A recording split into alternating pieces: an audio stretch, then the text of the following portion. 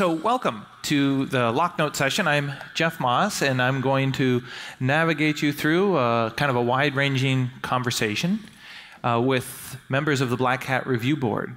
So this idea came about maybe 5 years ago or so, when we were trying to figure out how do you have a sort of closing session, low kind of impact, creative, but we're all tired from the information overload. And so it really turned into, hey, let's get a conversation between some of the experts and some of the people responsible for putting together and choosing the content that we all just saw, and then just talk about what happened. And then also what we find more interestingly is talk about what we think is going to happen in the future, the trends. And then we invite you, with about 15 minutes or so to go, we invite questions in from the audience, and then it becomes much more conversational. Sound like a good plan? Woo! Yep. You can cheer here. So that's the plan. So before we get going, I want to introduce a new supporter of Black Hat, a diamond supporter, Lenovo. And I want to introduce you to their CTO, Thorsten, who's going to just talk a little bit about his experience at Black Hat. And then we're going to kick it off. Thorsten? Thank you. All right, guys, so I realize that I'm between you and the speakers and his beer, so I'll keep it short and simple.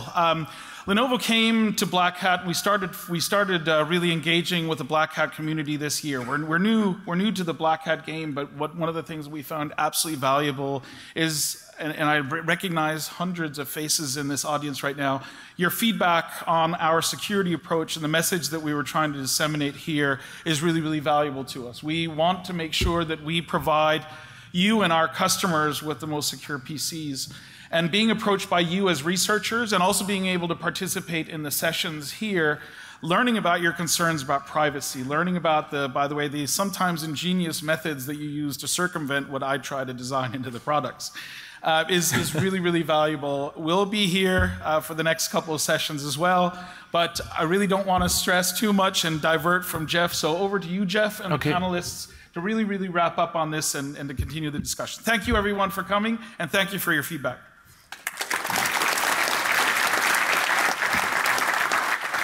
Okay, fantastic. Look at that, perfect timing.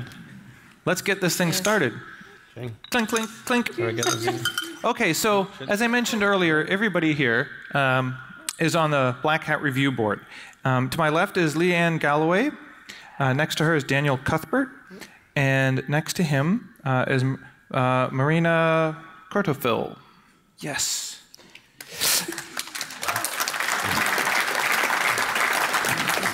So you toil through hundreds of submissions, trying to divine which talks may or may not be the right fit for the environment.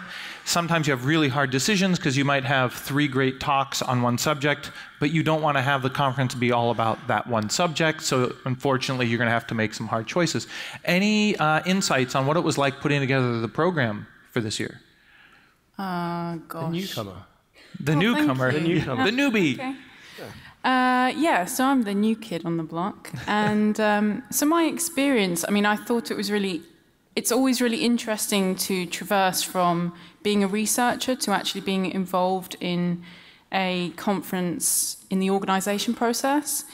And what you learn is you learn so much about the kind of quality submissions we have in the industry. And you also see where we perhaps don't have as much interest in the industry as well. So from that perspective, it's certainly interesting. I think it's certainly very challenging as well. So remember the review board, they volunteer to do this role, and we spend hundreds of hours reading through people's submissions, trying to determine who we should bring to the stage, who's got something great to say. And that can be really challenging to try and find that balance, as you said. Blockchain, AI, machine learning, offensive. Sure, yeah. No, for fun and profit. Yep, Yeah. blockchain. Oh. Blockchain. Yeah, so what we're doing is there's certain topics that come in on the submissions, and if you have one more, cloud hacking for fun and profit. I mean, LF1 rocked that stuff in like the late 90s, but don't keep referring to the old school. No, you know, just, you're new school. Yeah. Really. Leave the granddads alone. We're tired. Yeah. So even if you have a great topic, it's really I think it's the feedback you get sometimes, whether you're rejected, when you're rejected, is almost as valuable as the acceptance, because I think you try really hard to provide that feedback to teach. So I would encourage everyone in this audience, because I know that this is something that comes up online. If you have a question about the submission process, how things are evaluated, what you can do better, please ask us. Yeah. This is your opportunity. Yeah, I think like overall submitting to a conference is hard because we struggle. I'm an incredibly shy person, so when you submit to a conference, I really am, believe it or not, sweating. But the problem is we can't articulate well. So like what we do in the review board, if you read something, you go, there's something in this, we will reach out to you. But at the same time, like don't send in 4 bullet points when your bio is 6 pages. No. Like, you know, you've got to at least try and... We have this, it's bio longer than submission. Yeah, it's a bad thing. So like at most, the review board will happily work with you in the submission and say, that's a good idea if you thought of this, but don't feel afraid to reach out because like, we generally want to hear from you. Yeah, and that's something that you work a lot on as well. So Dan spends a lot of time reaching out to people who've submitted, and he helps them to develop that submission in some cases. So we do want to hear from you. We might ask questions as well. So please give us everything that you've got on your research, because we want to know about it. How did it turn out? Right, you were there at the beginning, you've been here during, and now we're at the end. They have to tell us. Like, surely. Surely. I mean, you need to ask the audience. Good, bad, ugly, throwing bottles at us or underwear. Like, seriously. No underwear, Dan wants panties. Yeah. Nope, crickets? Alrighty then. Okay, cool. All right, good. Yeah, so the other thing I just want to mention, people don't think about it in depth too much, but you're really trusting the review board with your work.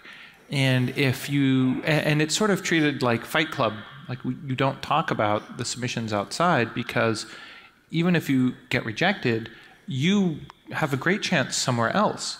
And so if the talk leaks, it's like taking away all of your mojo, your secret sauce. And so I think it's something that you really take seriously, is you're sort of accepting this research and you're trusted not to share it or leak it, because you will then lose the opportunity to present it somewhere else. Yeah, I mean, look, we get a lot of ODE. Like, we get to see a lot of research that the world hasn't seen yet. And it's a big responsibility. And we do discuss a hell of a lot. I think there's a lot of misconception about what goes on behind the scenes. So for this one, it's probably 10 hours worth of conference calls, 3 months worth of work. For USA, I spend nearly 30 hours on conference calls. And we have active discussions. Like, we will shout. I mean, sometimes 30, 40 minutes for one talk. Yeah. Simply to accept it or not, 30 or 40 minutes for a talk. And that's just our snake moaning about China. I mean, does it a lot. But, you know, we actively say, like, is this good, is this bad? Like, is this impact? Like, will the ODE actually do a lot of damage on the internet? So there's a lot that goes into this. And there was a few fights about... There was that too. So trends in this year versus last year, trends you're seeing in submissions. People always love to see the black hat crystal ball. Where are we going? Is it all AI and ML and God, please no. Unicorns, or is this all threat intel? Like, what were you in the olden days? It would be graduating students from university in Europe would take. What was it called back then? Not hot networks. It was for IDS clustering. That they would get that in their last year of school. So then when they submitted, the last thing they studied is what they would submit. In the US, that was the thing they studied the second to last year, right? And so you could almost tell where somebody was in their education based on what they were submitting. So we saw plenty of submissions on fuzzing and AI, and one thing that was really interesting is we've seen, well, certainly it was interesting for me, is to see that we have seen this growth in vendors become more transparent. So we had a lot of talks in the schedule which represent that, which probably wouldn't have been in the schedule a few years ago. And that shows also their willingness to participate in Black Hat and talk about how they're implementing security at scale, and also talking about their issues. Yeah, I think there was 14 talks alone from Microsoft and Google, including talks from Microsoft saying how bad Azure was. You're like, have you been hacked? Like, what the hell? You're softening us up for the blow? Or? You know, this year in USA, we had, I like car hacking, and we had BMW working with Tencent, who found Odes in BMW, and they did a joint talk on how they fixed it. It was phenomenal because, like, this was an industry that doesn't play nicely with others. So we're now seeing big vendors. I mean, NTT this year with the OEM finder, like, they generally So do you think that's a recognition of the large manufacturers that there's actually some value in this community and we're not out to burn your house down, we're actually trying to make things better? And if so, why now? Like, did something change?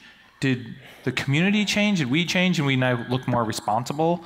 Or did they change? Oh, this is really tricky because I actually think it doesn't apply to all aspects of all industries. Because there's some areas... Maturity levels of... Yeah, because we have some areas of industry where Dan and I have a common shared industry. In payments, it's not that way. So often, they hate you. As a researcher, you will be threatened with legal action.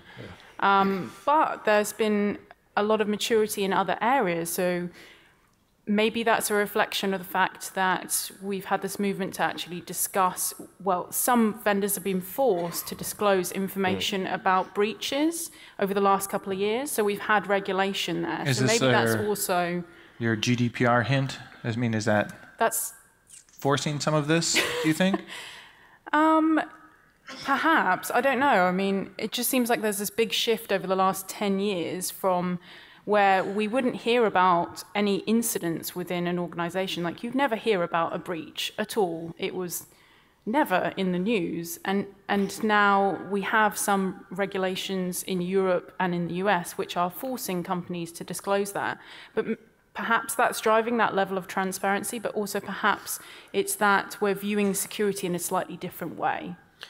I also think it's a thing like, I've used this before. We don't go and buy a car that we know will kill us. Maybe 60s Americans, Chevys. That was part of the excitement. Yeah, you know, but we buy cars that we expect to be safe. And I think consumers are now, I like to call it the iPhone thing. Like, when you have an iPhone, you know that it's secure.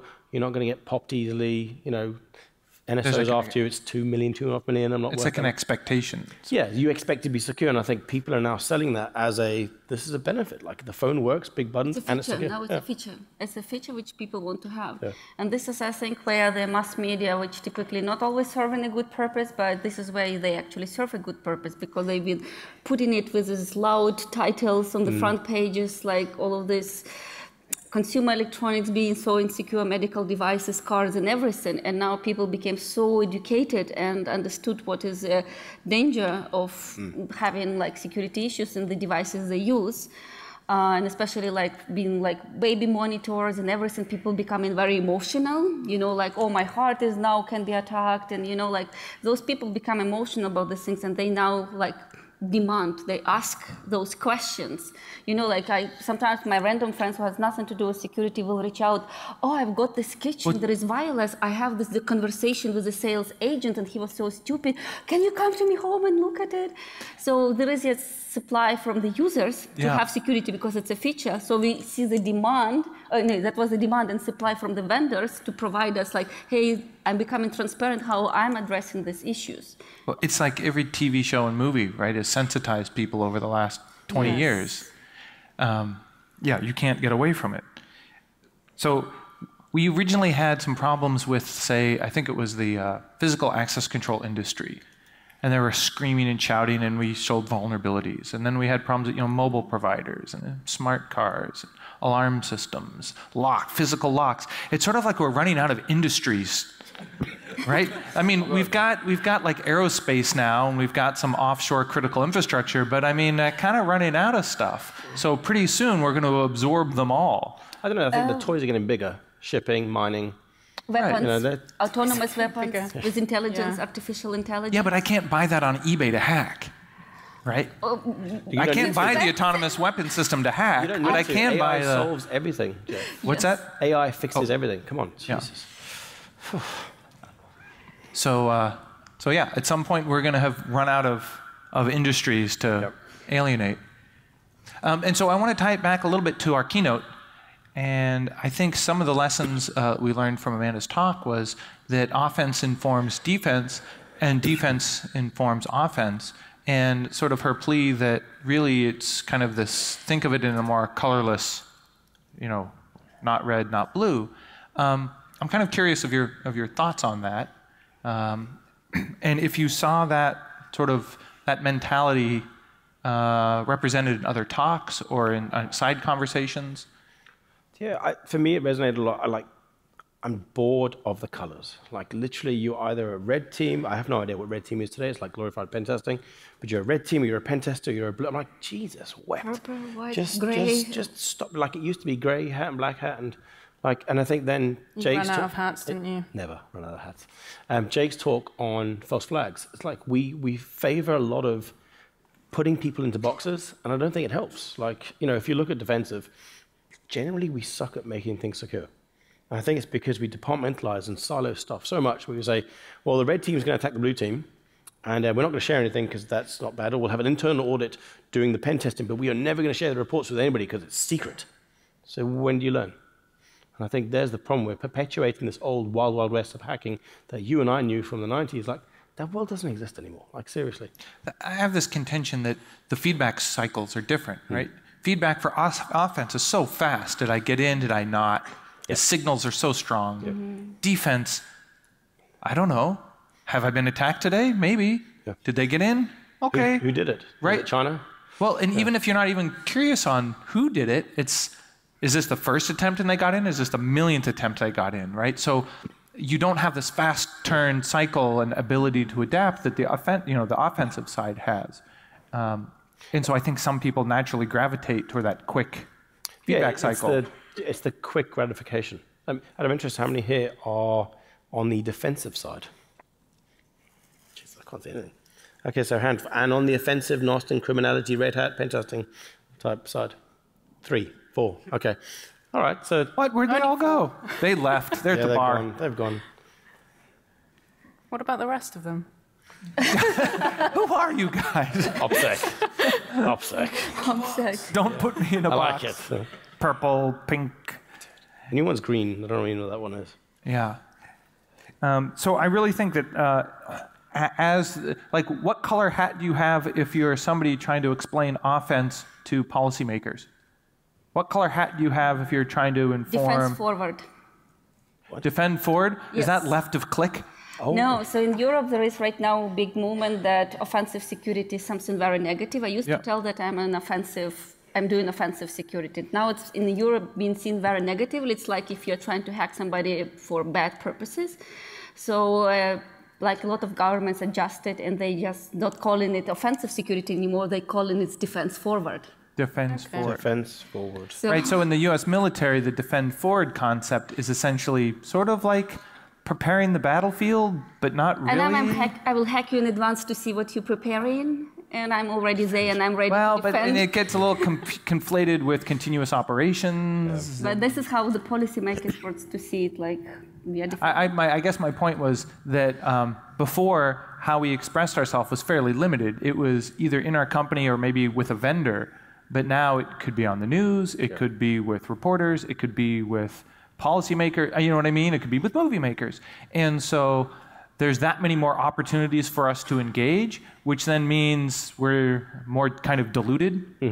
And so I guess that brings me to my question of, at what point do we stop diluting, or at what point do we stop wrapping our arms around the problem? We've sort of anointed ourselves with these domain experts in security, which really came out of information security and then network security and app security.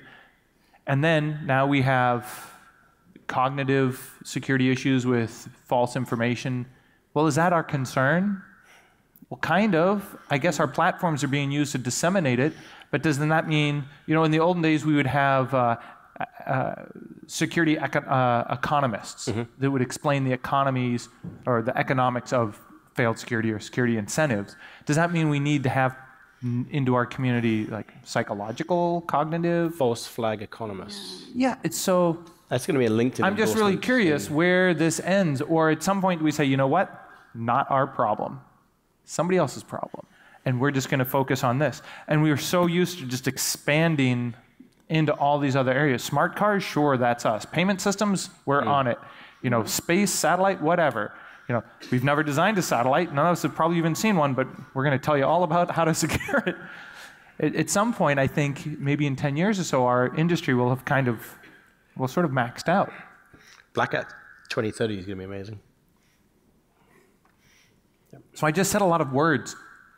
I'm going to let the two You got intelligent people any talk. reactions? I mean, it's just like because we already talked on this topic prior getting on this stage, it feels like we already discussed. See, that's why I have some stuff written down. I didn't even tell you. We've been talking that, like, you know, like which topics we are missing in these submissions and so on, and which is still a little bit difficult to bring on the stage because we are still just trying to kind of develop them. Because right now we look at the security like from electronic perspective, it's a digital bits. It's something like which we flip, modify, we reverse engineer, but there is a lot of this growing field like threat intelligence, false flag, disinformation. It's kind of, it's already soft security, and this is where we still, it's becoming an important topic. It's like there are a lot of threat actors which will not steal your information, they will not delete your information, they will modify your information, they will introduce targeted changes in your information that you will take wrong decision, make wrong calculations, and so on. And since it's kind of, it's new, we don't still have frameworks, we don't have like still strong or like opinions, how we think about these matters. There's no frameworks, so we kind of, there is still nothing to bring really on the stage to tell. We are still learning. This is a new reality, in which we live in. We're still just like trying to understand, even wrap our brain around it, of the topic, but that's where we go in. Because eventually we take all of our decisions based on the information, and especially also threat intelligence. And that is a new topic everywhere, like relatively. And like I know then in the USA they have education on the threat intelligence. In Europe, not only that we don't have education on this topic, we don't even have a profession almost nowhere. Oh. We don't have even companies. You just trip over threat intel people. Oh my God, in the everybody's States. an APT. I don't even know that number anymore. Yeah. So it's something. Switching from decimal to hexadecimal soon on our APT numbers. Did you get the memo? Oh my God. Yeah. I thought it was bears and stuff. No, No, We've run out of animals. And pandas and so, is the AML going to save the world? I'm very anti-ML AI. Did you see a lot of talks in the submissions? Yes, we did. Did they go in the delete No, file? we read them, but it's like a lot of the times they're trying to overthink a problem that has been solved by putting AI on it to make it sound amazing. But then when you call them and say, like, what are you doing here? And they can't actually explain it. You're like, what problem are you trying to solve? I put it in the classifier. Yeah, well, the one that sticks to mind was using machine learning to detect unknown attacks from becoming attacks. Like, what? Like, I'm blonde. Like, explain that to me again. And like, it was literally, well, we can detect the unknown. I'm like, oh my God, it's a cryptocurrency thing that's happening again. It's a coin, bro. Yeah, the problem which I find with threat intelligence, so like when you implement exploit and when you need to take like exploit which works, not proof of concept, but which works, you have to take care of like gazillion of edge cases, this and that and that and that. And this is what's becoming extremely difficult. And without taking account every edge case which can appear during your operations in that your exploit may face and take decisions like how to act. It's a lot of testing, it's a lot of work, and I feel like this in artificial intelligence that people never test these edge cases. It's just like, oh, I'm solving some general case, some case, some easy case, and I never see, because we never see talk like, hey, and try, because like when I do like one exploit, like on like stable, reliable on specific topic, it can take up to a year to go through all the edge cases. So we've never seen it works on artificial intelligence. Hey, I'm solving this problem. This is gazillion of edge cases which I tried to solve. This is which I could not address. This is where there are mistakes and problems. But that was fantastic. I don't know why I'm so fascinated, but adversarial learning stuff is really fascinating to me. Because I was always curious, like, how do you drift the learning models? Or how do you inject or introduce? And you see that's kind of emerging, but I'm going to be so excited when you start seeing some real quality talks. Yeah, and I think the adversarial stuff, what we're seeing with large groups, is they're moving away from really complex approaches because it's easy to detect them. Like North Korea, Kim's an annoying bugger, but he's clever because he's gone to keep it simple. do really lame, skiddy style attacks because they're really effective. Like, there was a New York Times article the other day about ATM hacks, and like, we like breaking ATMs, and we always go really complex, like, chained exploits and everything else. These guys in New York had such a typical New York approach. Yo, Vinny, crowbar, his cousin Vinny, and they're dragging the ATM out. You're like, down the street. You don't need machine learning to know that it just brute force works really well. Where's the money? Yeah. In the box. Yeah, get the box in the truck. Yeah. Cybertruck. It's got the 2 ATM trunk. Yeah. Right? It holds 2 ATMs. Yeah. There's I don't know if you have time, but I'll digress for a minute. Somebody in the old school hacking scene got arrested. I think it was Bernie S. If you remember Bernie S. Hacker. Unfortunately, he was the test case for creating a pocket tone dialer, making a red box to defraud toll fraud. Anyway, I'm talking to him after he got out of jail, and he's telling me the story that he was in a jail cell with these guys that were in there, and it's always like, what did you do? Oh, well, I used these crystal chips to create what did you do? It's like, oh, we got popped for ATM.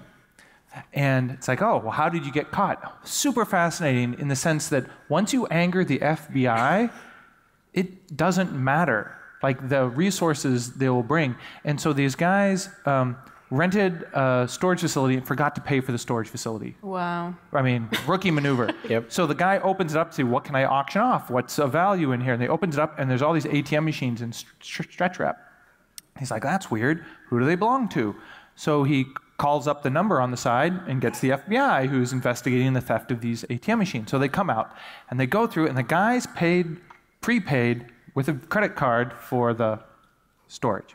Where else did that credit card ever get used? It bought some jewelry at a jewelry store in New York City, and it bought some sandwiches at a Subway shop nearby. So they pull the video. Luckily, they had video of the jewelry store, and now they have a picture of the person using. So now what do? Well, he buys some sandwiches sometimes randomly at the sandwich shop. So we'll just place 30 agents and wait for 3 months until this guy buys sandwiches. And they get him. I mean, it's like, defend against that. When you anger the FBI, they will get you. Yep. So every time I hear the ATM machine, it's like, you might break into a couple, but sooner or later... number one rule, don't piss off the feds. They take that stuff seriously. Yeah, they get testy. Okay, I'm going to move on to the question I didn't tell you I was going to ask you. Oh, well, what gives you some hope in the talks, and what gives you some, not disappointment, but more like you feel like we could have done better? Or you're focusing on the shiny thing, but you really need to focus on the high value thing. Like, I always like coming to Black Hat because I walk away with a notebook full of new things I want to research. I get very hopeful, like, yeah, we can do this, we can save this. And then I go and I look at my shelf and I have all these notebooks, full of all the stuff that was going to save the world. And I find it's actually more interesting sometimes to see what we don't do well, because that tells me that's probably where we're going to move.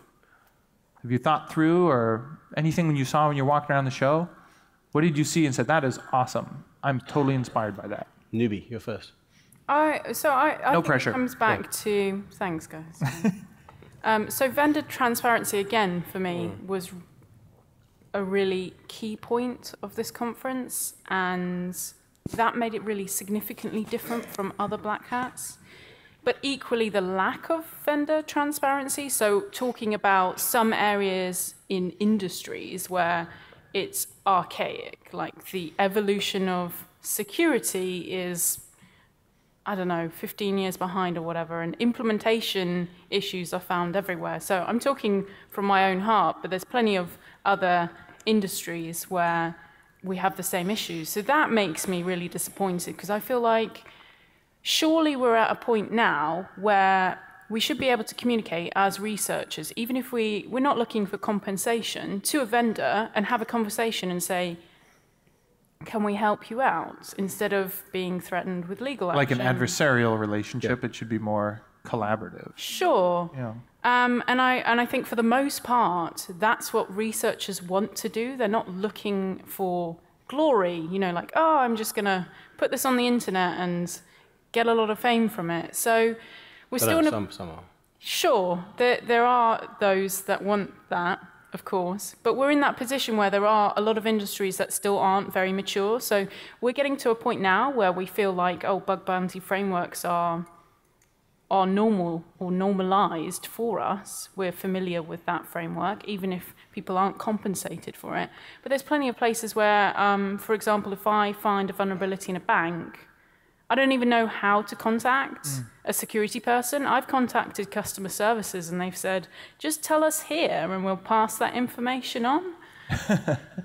There's security.txt. I don't know if anybody uses security.txt, but it was sort of an evolution of robots.txt. They came up with, here's how you find the security contact. On the website, in the well-known directory, there's a security.txt file, and in it, it tells you how to contact us. I think there's like less than 1% How many that people use here it, but it's fascinating that these mechanisms are now emerging. Like security.txt, how many here, out of interest, use it? Or have heard of it. Have heard of it. Yeah, I mean, we use it. We suck, because like, it's such an amazing thing. You don't need a complex page. It's hit/security.txt. Like, it's the cheapest, simplest way to say, if you found a bug, here's an email address, or here's a number. Or and it's a standard, right? Yeah, so like, it's literally an RFC standard, I think. Yeah, it's been accepted. Yeah. Okay, somebody else? You got other things? Okay, ladies. So what gives me hope, so what I like, so I'm having an academic background, but my PhD was always applied. I presented already in 2015 at Black Hat, and seeing how much more people from academia are now researching meaningful problems, solving meaningful problems, and presenting at Black Hat or DEF CON, but not Black Hat. So we had more than 7 works. I quickly tried to count before this work, but more than 7 works from academia, which is absolutely amazing. So we're closing this gap between, because there is this criticism for academia, they're useless, they do useless research, burn them all. And we see this, an industry so arrogant, we don't want to collaborate with them, and this gap is closing, that I find extremely positively. The second thing which I find extremely positively is just the amount of the high quality hardware talks. The problem is that the way how we build hardware, it's never changed in the many, many years. And because nobody been looking into it, the software is changing, we understand how to build better software, but hardware not. And now we have so many high quality in-depth talks on the hardware, so that we have a hope that that will now start changing, we will start building better hardware. Where I find, I'm still hopeful, but I still see that where we are lagging behind is that where the security is mostly broken is in the implementation, whether it is logical design flaw or it is software implementation flaw. And the reason for that, again, I've been teaching in academia for 11 semesters. We teach the fundamentals of security. We teach you all the primitives which you need at your disposal. But we do not teach how to build, for example, successful authentication scheme, how it will look like. So for example, for cryptography, we've realized, okay, people cannot build good cryptography, so we now have proven by the industry cryptographic libraries, and just don't use your own, just use this one. For other security schemes, we don't have such primitives which you could download, hey, this is a better standard. I don't want to pick up on Siemens, it's just because somehow they come more often in the submissions, the new authentication scheme is broken by the master student from Abu Dhabi, just for master thesis, dudes, you can design better. So, and this is what we are not teaching. We don't know probably even how to teach that yet. And it's not only design, logical design, but then how do you implement it in security, in software in secure way. And we are not even starting to address this problem. We only got a little bit security, educational programs in the universities. So that's the way it's far ahead of us. I have a question for you on that. I was talking to some educators that wanted to make their university, I won't mention which, but it was a state university, and they wanted to be a pioneer in cybersecurity. And they viewed this because maybe they wanted federal dollars, maybe they wanted more students, but they wanted to be known as a cybersecurity pioneer, and they were going to do it. And I said, that is fantastic. I'm all for it. You're going to have a problem. Are you going to teach offensive security? And that stopped them in their tracks. And they're like, you have to. It's well, if you're not teaching offensive security, you're not the cybersecurity pioneer. Yes. And they had not even thought it through, right? In our university, even to have a class so that way you can teach like a little bit of those skills, you have to have legal permission from the, like board and everything. We are still a little bit behind that. We need to start addressing these issues like education. It's something like MBA, executive education, like maybe not everybody needs to learn how to implement things like in a very hard, deep level, but we need to have kind of some executive programs for those skills. Okay, one quick question, and we're going to go to the audience. So last year I brought up whatever happened to sort of canary systems and what else did they call them? Not tar pits. IDS.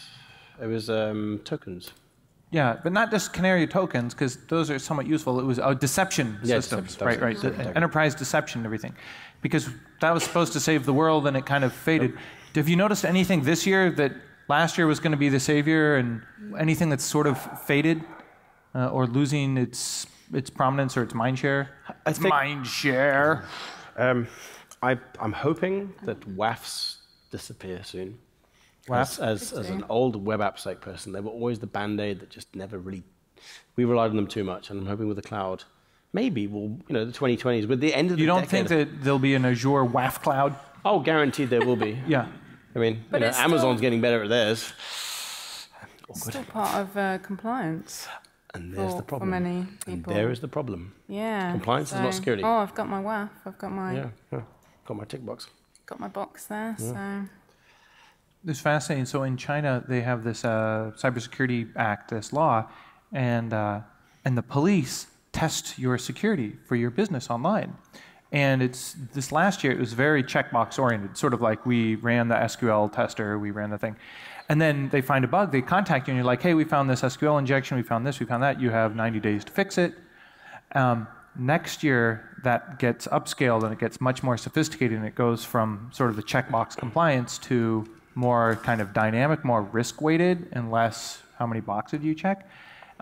And it's all around public perception of security. Like they view the risk of people not trusting the infrastructure so great, they actually have police departments scanning infrastructure. It's funny, GCHQ do that. They just don't tell you about it. It's just awkward. It's very awkward.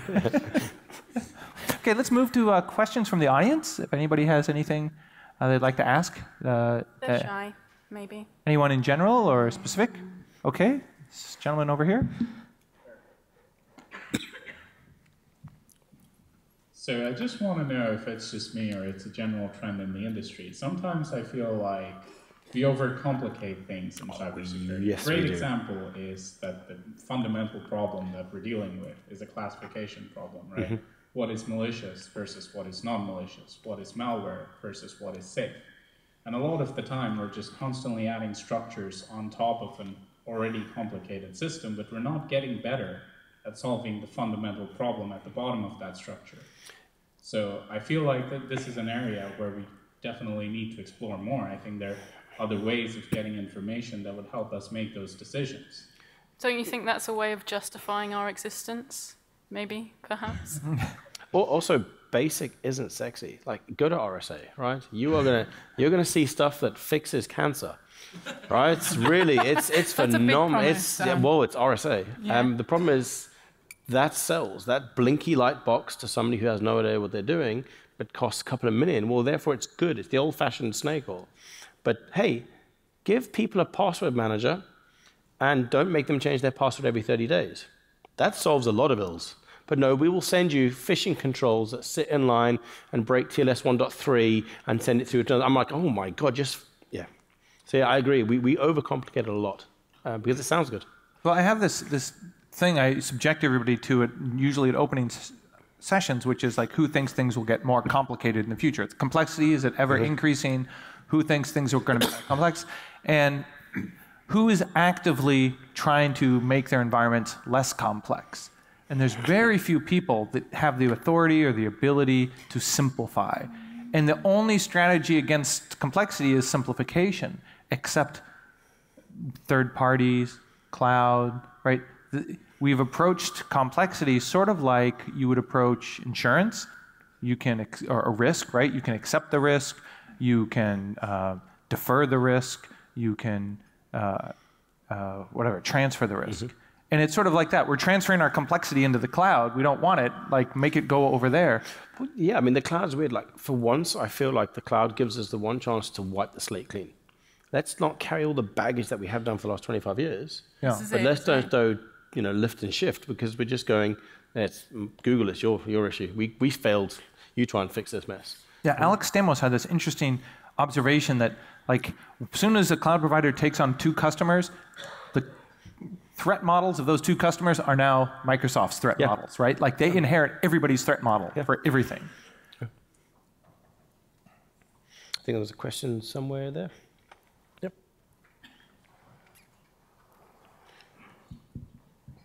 Something you raised, and something I've noticed throughout the talk, is this whole kind of implementation is where a lot of the issues are coming from. Why do you think security by design and kind of getting developers in on that fundamental level isn't kind of a bigger thing that security teams are rolling out, or even being taught through development programs or university? So it's a thing. I'm looking at hindsight of my career. In 2003, we started OWASP, and we were part of the awful brigade now where we said developers are going to learn security. And I was a dick for saying that. I really was. Like, why should a developer have to do soft security? I don't go and choose a doctor who's got stable hands. Right? I assume they can cut me open and do it properly. Developers should be able to build. We should be able to build the guardrails. That doesn't matter what they're doing, right? Because they're doing stuff in a secure manner. And I think there's the crux. We've put overemphasis on saying you need to be an amazing developer, but also to be a secure developer. No, that's not what they should be doing. Well, it's like, why should your mom be an email expert to do email? Yeah. No, but honestly, in majority of the development groups which I've seen, it's just like, we need a software developer because now it's a fancy thing. Like, who will be security developer?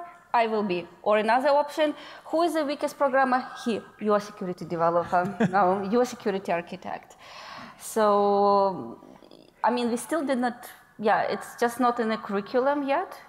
And like majority, so those companies who actually take security seriously in their product, they often, like for example, Microsoft is a fantastic organization who has a lot of security architects who know how to design and implement things and review code. So they borrow, for example, for implementation of security features part of the product, they borrow those resources. But it has to be a good product manager who understands it, accepts it, and like is willing to, look for help. And this is where maybe it goes back to the simplify question, is that people at the bottom, they know how to simplify, they know their needs and everything, but the decision about clouds and shiny things are taken there. And we have very weak communication in this OC model, because this is a developer, there is manager, product manager, senior VP, and this OC model communication in the companies is still not happening good enough. And this is why also sometimes programmers, maybe they even understand that they need like security architect on the product, but they need to convince somebody, and this communication is still not working very well. I do have some hope for the whole DevSecOps sort of idea of the security team needs to get as close to the actual problem as possible, because it's the closer you are, the more impactful you can be to the problem. And if that means you're embedded or diffusing your security team into the development process, fantastic, because one line of code fixed there saves. We did that. We finally got a chance to embed a pen tester or pen testers into a sprint, 2-week sprint, and it was amazing because literally there was no report. How many here are pen testers? There was no report. Bugs were filed as a Jira ticket, and they were called defects. And literally, you were given a developer buddy, and you found the bug, you proved the bug, worked with the developer, they pushed out the patch, or you wrote a patch for it. You did a pull request, and the feedback loop was phenomenal. And like, I saw the future. I was like, my God, this is going to be amazing. That's the future, right? Hopefully. Yeah. One day. I saw the future. I saw the future. Okay, let's get another question. This gentleman in the front. Oh, this first. Hey, I'm curious, is there anything that we're doing in enterprise security today, by and large, that is actually reducing security rather than increasing it as we expend resources? The awful, god-awful thing of making people change passwords. I don't understand why enterprise is ignoring NIST and NCSC and all the industry bodies to say, do you know what? Those idiots, they don't know what they're talking about. Bill Burr he was right. We've got to do password complexity and change passwords. You're not helping anybody. You're going against the industry trying to make it better. And for the life of me, I don't know why enterprise is still struggling with this. Yeah, probably compliant. But again, find out who the compliance people are and say, why are you not compliant against the standards that you have to adhere to? Because it works both ways. Like industry enterprise has to be compliant. Well, the compliance has to be compliant. So yeah, I've written a standard, and we work closely with NIST. And I had an amazing chat with Bill Burr on the password complexity. I was like, Bill, what did you do? You killed it for everybody, and you've made my life miserable. And he was like, I messed up. Like, it was a bad piece of advice. But we still perpetuate that, and it's really maddening how we can't get rid of this.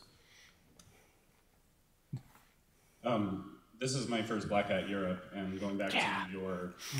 but I'm old enough to remember when we used to play Spot the Fed at DEF CON.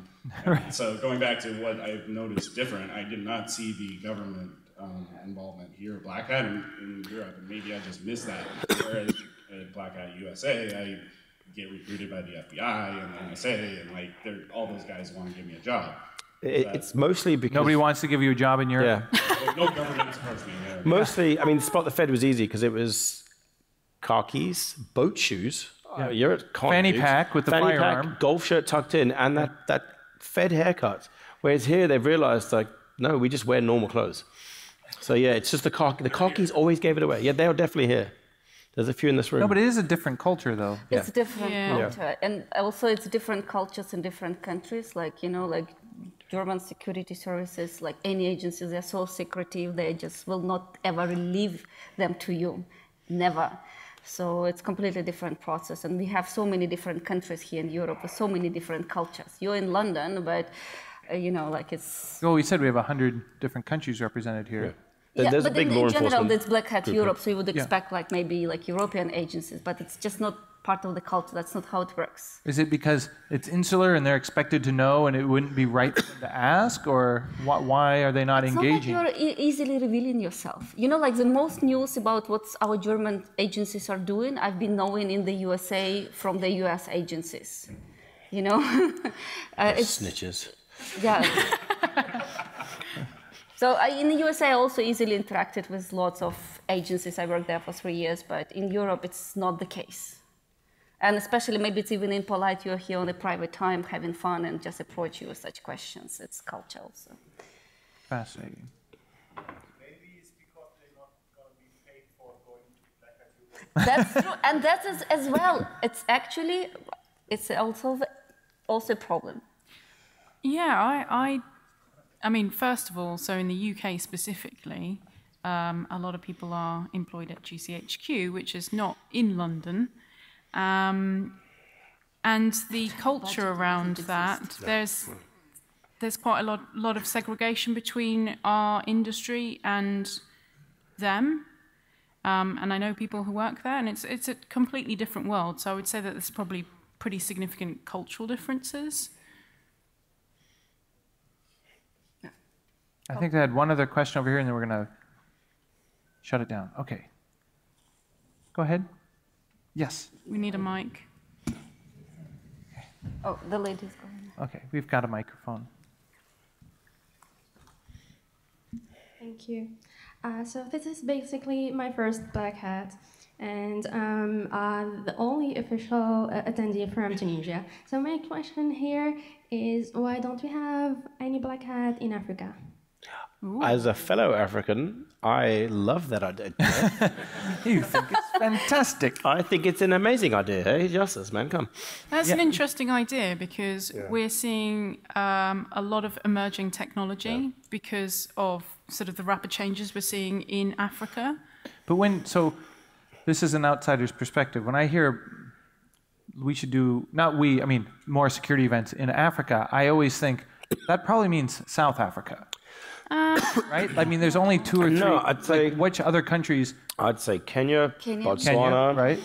If you want to go wild, Nigeria. Right. I mean, because... So when when ICANN does meetings in Africa, and it's who has a meeting event space that can hold you, and it gets quickly narrowed down to 3 or 4 countries. Yeah. Right. I think a Black Hat Nigeria would be phenomenal. I mean, you've already got half the fishing community out there. Like the 419. I mean, you would nail half of the Nigerian princes. I mean, I'm going to send the email. Oh, I'm going to Black Hat. Yeah. It was going to be amazing. You don't have to mail me the money. No, just I'll show up. I'm going to come to your house. Yeah. Yeah. No, but I think Black Hat, we've been expanding our training. We just did a training in Japan. So we sort of test markets. We've done some at Sao Paulo. Mm-hmm. We've done them. in other countries, and I think we're just testing. There's only so many black hats we can do, and you need to make sure that you get into a market that's growing, that can support.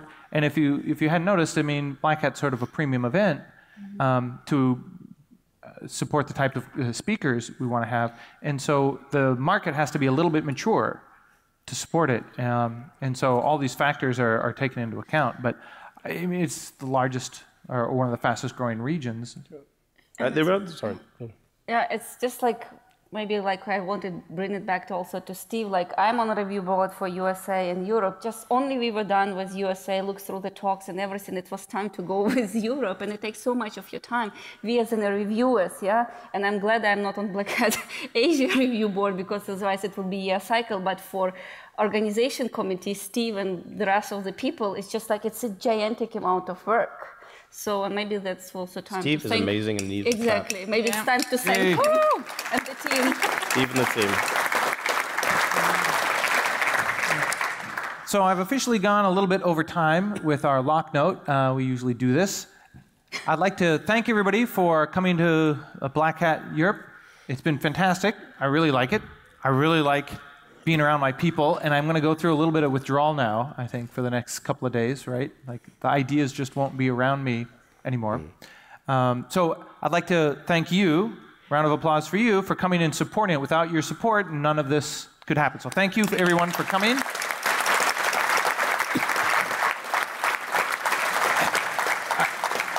We'll be doing another Black Hat again next year, and we look forward to seeing you. So don't be shy, submit. These fine people will be reviewing the content, and as you can see, they don't bite. So thank you very much. Thank you. Well, yeah.